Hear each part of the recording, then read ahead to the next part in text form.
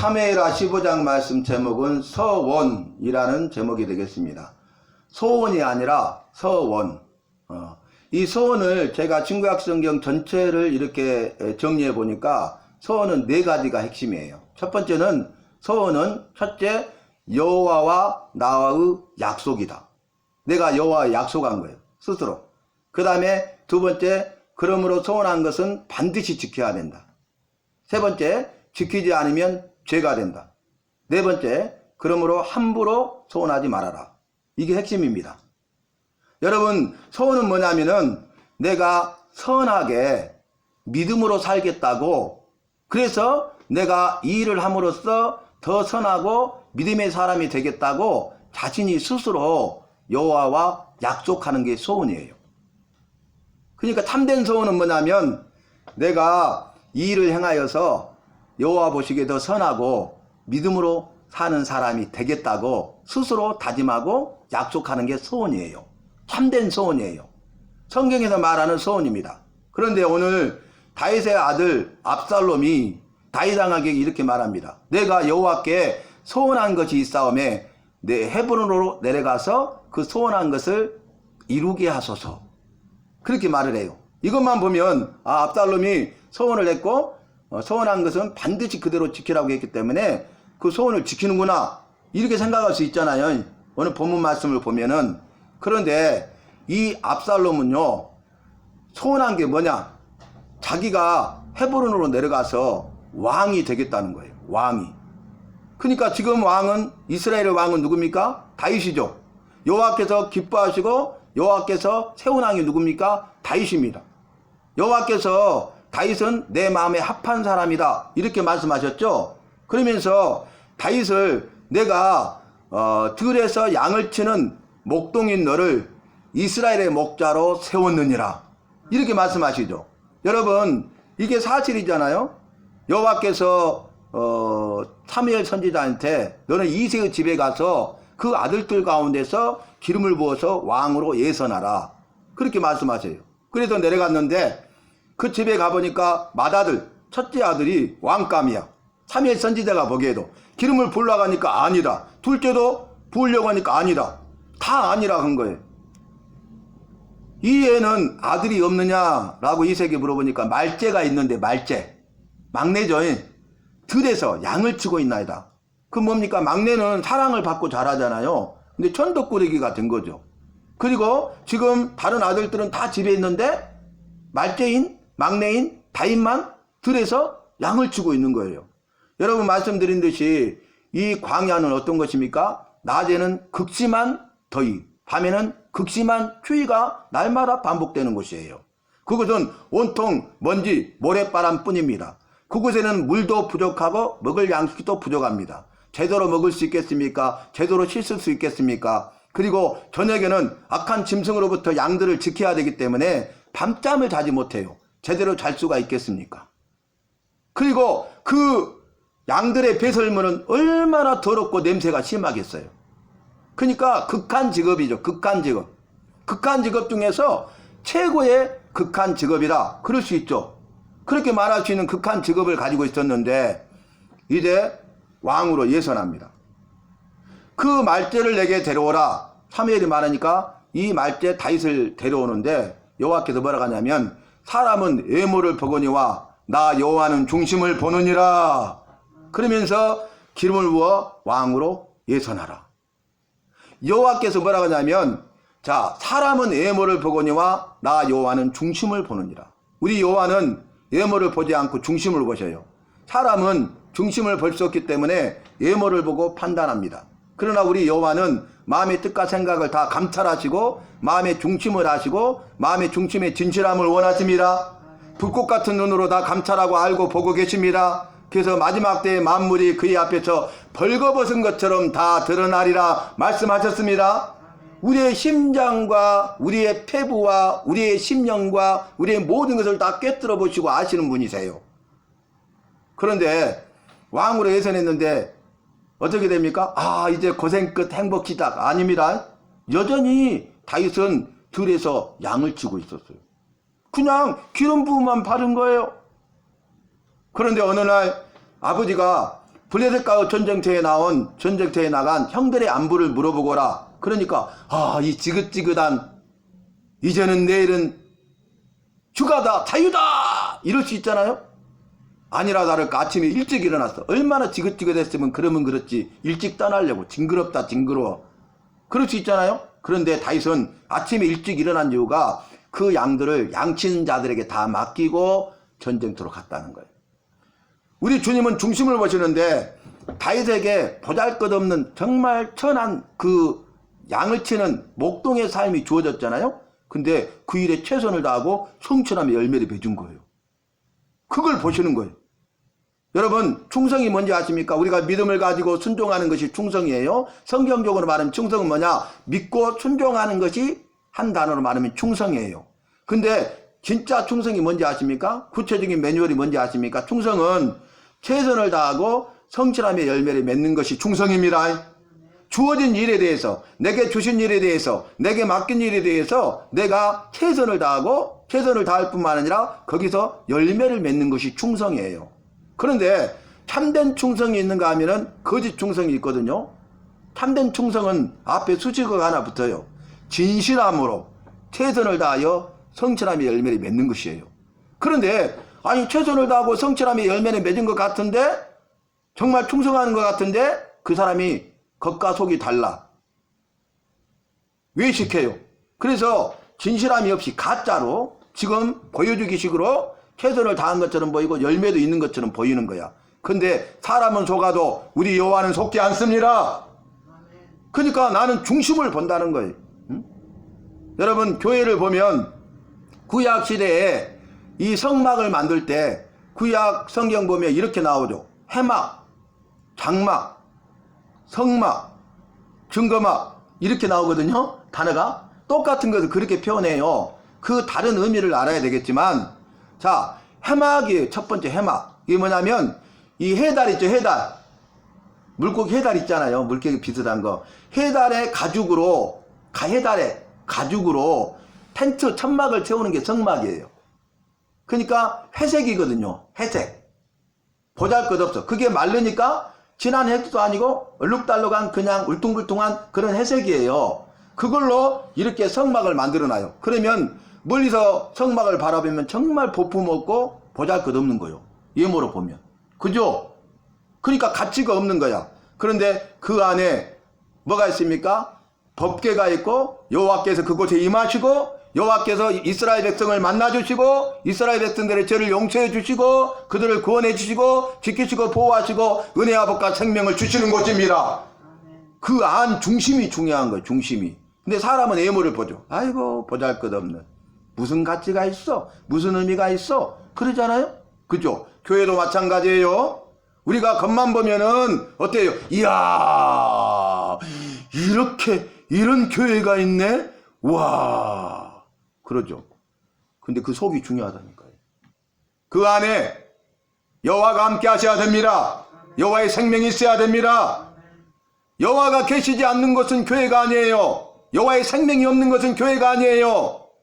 내 안에 내가 예수 믿고 구원받았다고 거래가는데 예수 믿는다고 하는 내 안에 여호와가 계시지 않거나 여호와의 생명이 없으면 나는 짜가예요. 가짜예요. 착각하고 있는 것입니다. 교만하고 있는 것입니다.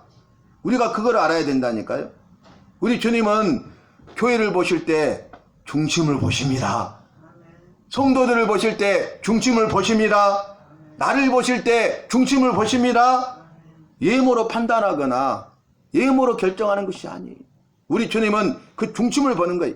목사 예모를 보는 것이 아니라 목사의 중심을 보고 그 목사 안에 여호와가 계셔야 되고 내 안에 목사 안에 여호와의 생명이 있어야 되는 것입니다. 그것이 가장 중요한 거예요. 그런데 우리는 그걸 다 놓쳐버리고 산다 그 말이죠. 그래서 이제 해막 보잘것없지만 그 안에 여호와가 계시고 여호와의 생명이 있어서 나를 죄로부터 용서해 주시고 나를 죽음에서 건져 구원해 주시고 나를 지키시고 보호하시고 인도하시고 은혜와 복과 생명을 주시는 것입니다. 우리는 그 안에 거해야 됩니다. 그래서 노아의 방주는 보잘것없잖아요. 근데 구원의 방주입니다. 그게 틀림없는 사실이에요. 자 그러면 충성은 뭐라겠어요? 진실함으로 최선을 다하여 성취함의 아름다운 열매를 맺을 때 그 중심을 아시고 보시는 여호와께서 네가 충성했구나 인정하시면서 착하고 충성된 종아 네가 잘하였으니 주인의 즐거움에 참여할지어다. 다윗을 보실 때 다윗이 그 주어진 일에 극한 직업이지만 그 주어진 일에 대해서 진실하게 최선을 다해서 성취함의 아름다운 열매를 맺는 것을 보셨습니다. 그래서 이제 내가 그걸 보시고 충성한 너를 보고 이제 들에서 양을 치는 목자로부터 이스라엘 목자가 되도록 세웠느니라. 성경에서는 뭐라고 말씀하십니까? 네가 작은 일에 충성하였으니 더 큰 것으로 내게 맡기리라. 아멘입니까? 그래서 주어진 일, 내게 있는 것에 대해서 자족하고 만족하고 감사함으로써 진실하게 최선을 다하고 성취함의 열매를 맺는 것이 중요하다는 것이에요. 오늘 보면 압살롬은 서원했어요. 그리고 서원한 것을 갚겠다는 거예요. 이루겠다는 거예요. 얼마나 귀하고 복되게 보입니까? 그런데 제가 뭐라겠어요? 내가 이 일을 행해서 선하고 믿음 있는 자가 되겠습니다. 그 고백으로 약속한 거라니까요. 근데 뭐예요? 반역을 꾀하는 거예요. 자기 아버지 다윗이 왕인데요. 다윗 왕을 죽이고 자기가 왕이 되겠다는 거예요. 이건 잘못된 소원입니다. 이런 소원을 하면 안 됩니다. 그러니까 선해야 되는데 악한 거예요. 그죠? 내가 믿음으로 살겠다 그러는데 어때요? 믿음 없이 살겠다는 거죠. 믿음 없는 자와 똑같은 삶을 살겠다는 거죠. 그러면서 다윗 왕을 속이는데 왕이여 내가 서원한 여호와께 서원한 것이 있는데 헤브론으로 내려가서 그 소원을 이루게 하소서 이렇게 말하니까 다윗은 중심을 모르잖아요. 그리고 겉만 보고 판단하니까 네가 평안히 내려가라 이렇게 허락을 한 거예요. 그런데 이 압살롬이 어떻게 했냐면은 정탐을 12지파에 다 미리 보내요. 그래가지고 너희는 나팔 소리가 크게 들리거든 압살롬이 헤브론에서 왕이 되었다고 외치라 그래요. 반역이죠. 그죠? 반역은 뭡니까? 이제 이 새로운 것들을 취하기 위해서 기존의 것들을 거스리는 것이 반역이요. 반역. 그러니까 지금 자기가 새롭게 왕이 되기 위해서 기존의 왕인 자기 아버지인 다윗을 죽이겠다는 것 아닙니까? 정말 이거 무서운 겁니다, 여러분.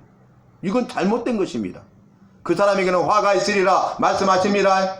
우리가 소원하면요 주님이 복을 주셔요. 보세요. 사람이 마음에 감동하시잖아요. 근데 그걸 모르는 사람이 있어. 마음에 감동하시잖아요. 두 번째 사람 그걸 알아. 그런데도 그렇게 하기가 싫어. 안 해. 근데 세 번째 사람은 마음에 감동하잖아요. 그랬더니 그냥 자기 뜻을 내놓고 그 뜻대로 순종을 해요. 그럼 무슨 일이 있는지 아십니까? 마음에 감동하시는 것은 소원하게 된 것은 반드시 주시고자 하시는 은혜와 복과 생명이 있는 것입니다. 그걸 누리는 것입니다. 그 말씀드렸잖아요. 영육회복본부 세상에 일주일 만에 기도 응답해가지고 그 사람의 마음을 감동해서 자기 그 건물을 임대료가 비싼데 그냥 그 새 건물을 아무 조건 없이 그냥 그저 이렇게 우리한테 영육회복본부를 위해서 쓰시도록 해주고 그 남편도 그냥 한기구 6개나 설치하고 공사를 대대적으로 해야 되는데 자기가 스스로 재료만 사면 그렇게 해드리겠다고 하는 것도 주님이 일하심입니다.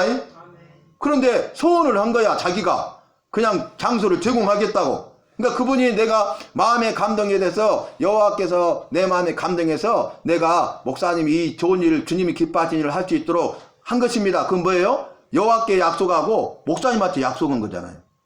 근데 세상에 매출도 안 돼 갖고 그 안 나가던 그곳에 와서 꼭 그 장소만 주시면 자기가 임대하겠다고 그렇게 사람이 왔잖아요.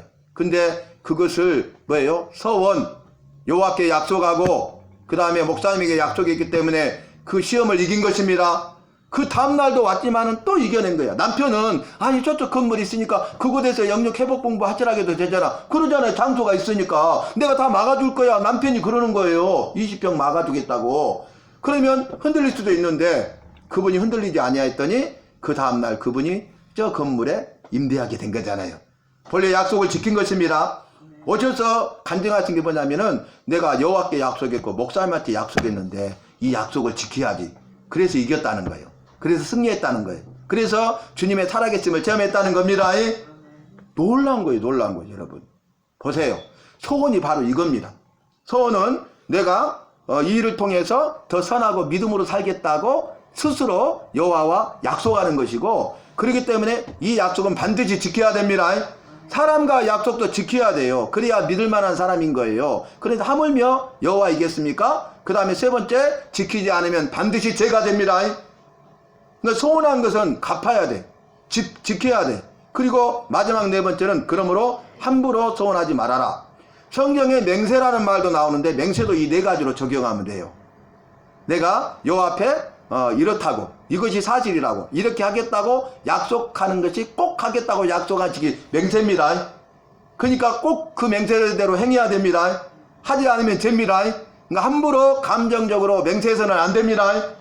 여러분, 성경은요 이렇게 전체를 요약하면 쉬워요. 쉽게 말하고 쉽게 깨닫고, 가서 나도 쉽게 가르치고 그 사람도 쉽게 깨달아 알게 되는 거예요.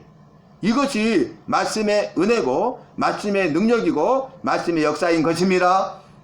오늘 압살롬은 자기가 왕이 되고자 했어요.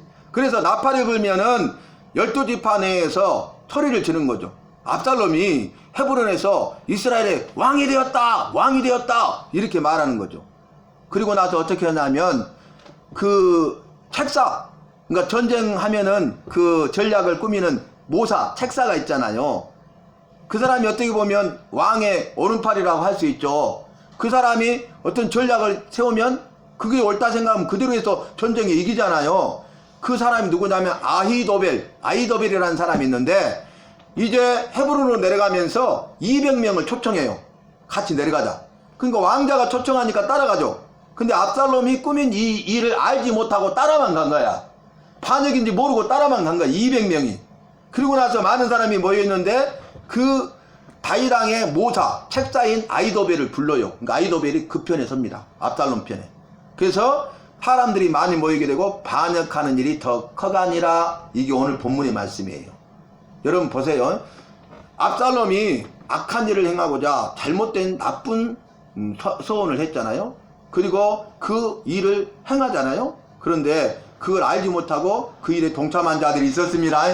그 다음에 또 보세요. 아히도벨이 그 악한 편에 선 거예요.